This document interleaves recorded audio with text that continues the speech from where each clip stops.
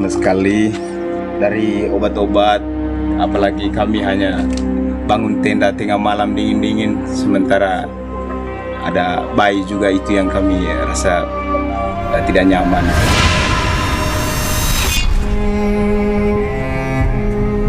Kondisi nakes di Rumah Sakit Ruteng sejauh ini hampir sebagian besar sudah cukup kelelahan.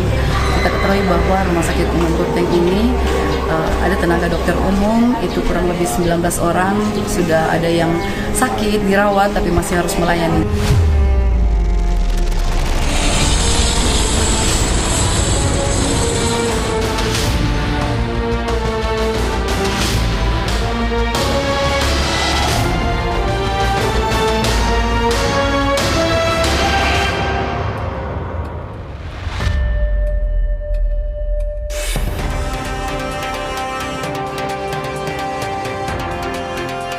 Saudara, ketika guncangan gempa membuat warga berlari mencari tempat aman, para tenaga kesehatan justru bertahan di garis depan, bekerja di tenda darurat, menahan lelah hingga menyambut lahirnya seorang bayi prematur.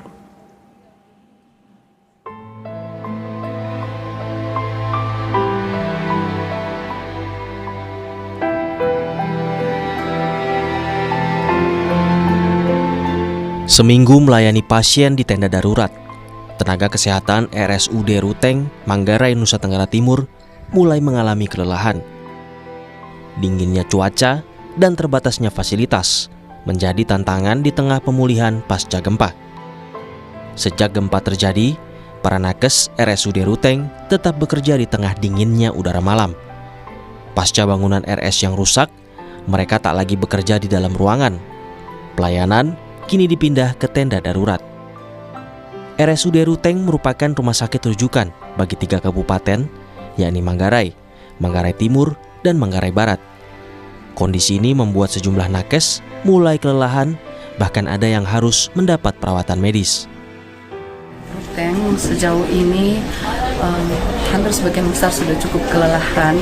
Kita ketahui bahwa Rumah Sakit Umum Ruteng ini ada tenaga dokter umum, itu kurang lebih 19 orang, sudah ada yang sakit, dirawat, tapi masih harus melayani, jadi diinfus di ruangan UGD sambil juga memantau pasien. 1 minggu mereka bertugas di luar tenda, jadi dengan suhu yang dingin, nyamuk di Ruteng ini gitu, itu sangat mempengaruhi pada kondisi kesehatan. Di saat para tenaga kesehatan berjuang melawan lelah, di tengah keterbatasan, perjuangan menyelamatkan nyawa juga dilakukan para nakes di Nagekeo, Nusa Tenggara Timur. Seorang bayi perempuan lahir prematur saat gempa susulan masih terjadi.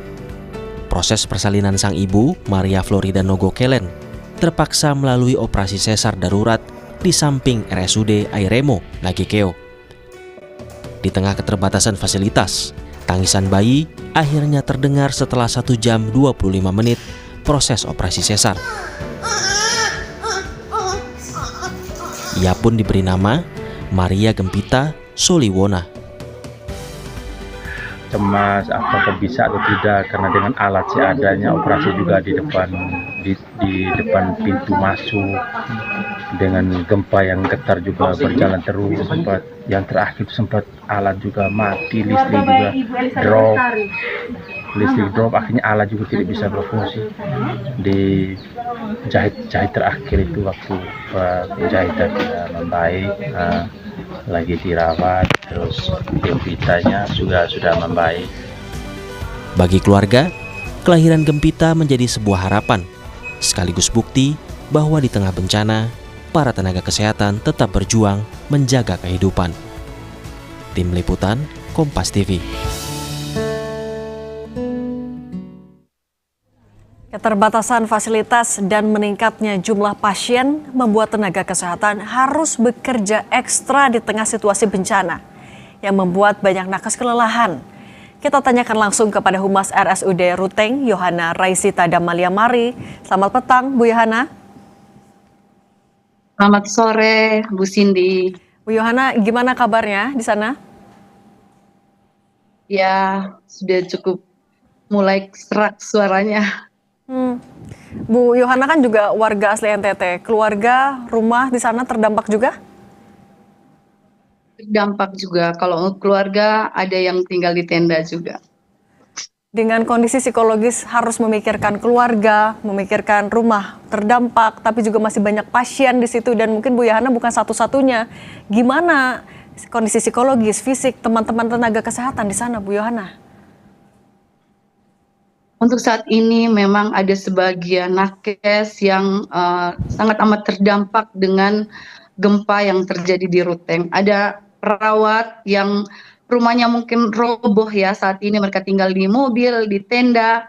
Tetapi tugas melayani itu sudah panggilan dari awal sebagai seorang nakes untuk melayani sesama. Seperti itu. Jadi tetap berjuang untuk melayani sesama yang membutuhkan. Dalam sehari berapa tenaga kesehatan yang bisa bertugas, Bu Yohana? Untuk saat ini biasanya kalau di UGD kita membagi 2 atau 3 untuk dokter umumnya, sedangkan petugas perawat itu sekitar 6 orang dan petugas bidannya itu kurang lebih 3 orang, seperti itu. Dan itu jumlahnya cukupkah untuk merawat banyaknya pasien pasca gempa? Untuk situasi sekarang kalau dibilang cukup, saya pastikan mungkin tidak cukup karena melayani di tengah kepanikan, huru-hara keluarga yang merujuk pasien ke sini, dan kita tidak bisa prediksi satu hari pasien datang dengan kondisi gawat darurat yang harus ditangani oleh 2 atau 3 petugas. Menurut saya itu kurang cukup. Sehari bisa merawat berapa pasien, Bu Yohana, di sana? Karena Rumah Sakit Umum Ruteng adalah rumah sakit rujukan dari 3 kabupaten, jadi UGD kita itu sehari bisa terima 30 sampai 50 pasien. Dengan kondisi Meskipun dengan kegawat kapasitas tempat tidur kurang, iya. dan itu dengan kondisi kegawat daruratan yang juga berbeda-beda. Nah, berarti Iya. dengan kondisi seperti itu, nakes yang terbatas, satu orang dokter atau suster bisa bertugas sampai berapa jam seharinya? Selama gempa dari hari Sabtu tanggal 15, untuk perawat-perawat, staf di ruangan itu kita overtime. Di hari pertama, kedua, dan ketiga itu kita overtime lebih dari jam kerja mereka. Terutama untuk kepala ruangan, leader di ruangannya itu bisa sampai jam 4 dan sampai sore jam 4, jam 5 begitu. Dan itu kan juga berarti kalau overtime, besoknya masih harus lanjut kerja lagi merawat masyarakat di sana. Sempat pulang dulu atau memang akhirnya ya harus menginap di sana? Sebagian besar kita standby karena rujukan kita tidak bisa prediksi. Jadi hanya istirahat, minum sebentar, dan tidak pulang ke rumah seperti itu. Keluhan yang paling sering ditangani oleh tenaga kesehatan di sana apa saja, Bu Yohana? Untuk Rumah Sakit RSUD Ruteng, rujukan yang paling banyak adalah ibu yang hendak melahirkan, ibu yang hendak melahirkan atau kasus kebidanan. Dan untuk pada saat gempa ini banyak pasien yang patah tulang, shock, dan mulai sekarang mulai berdatangan pasien dengan gangguan pernapasan dan gangguan pencernaan. Nah, berarti obat-obatan, fasilitasnya sejauh ini masih memadai nggak, Bu Yohana? Kami bersyukur sekali karena dari Kementerian Kesehatan sangat cepat tanggap dengan situasi kami sehingga obat-obatan, BMHP itu sudah kami terima sebagiannya, dan bantuan tim sukarelawan pun sudah berdatangan ke RSUD Ruteng. Apa tantangan yang setiap harinya selalu dihadapi dan dirasakan oleh teman-teman tenaga kesehatan di sana, Bu Yohana? Sebagai tenaga kesehatan, banyakkan keluhannya karena di tenda ya Bu, karena di tenda situasi pada siang hari itu sangat panas, malam hari itu dingin, suhu di sini bisa 9 sampai 12 derajat kalau malam hari, dan nyamuk paling banyak. Nah, berarti Seperti itu. pasien tetap dirawat di tenda dengan kondisi keterbatasan itu atau sebenarnya bagian dari rumah sakit masih ada yang bisa digunakan, Bu Yohana? dari bagian rumah sakit dalam segala keterbatasan yang ada,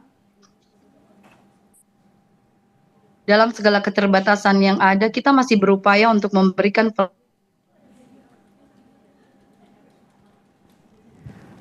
Bu Yohana, suaranya terputus. Bu Yohana masih bisa dengar suara Cindy di studio, Bu melayani. Yohana? Oke, sorry tadi suaranya terputus Bu Yohana. Tadi dengan keterbatasan yang ada, rumah sakit melakukan apa saja Bu Yohana?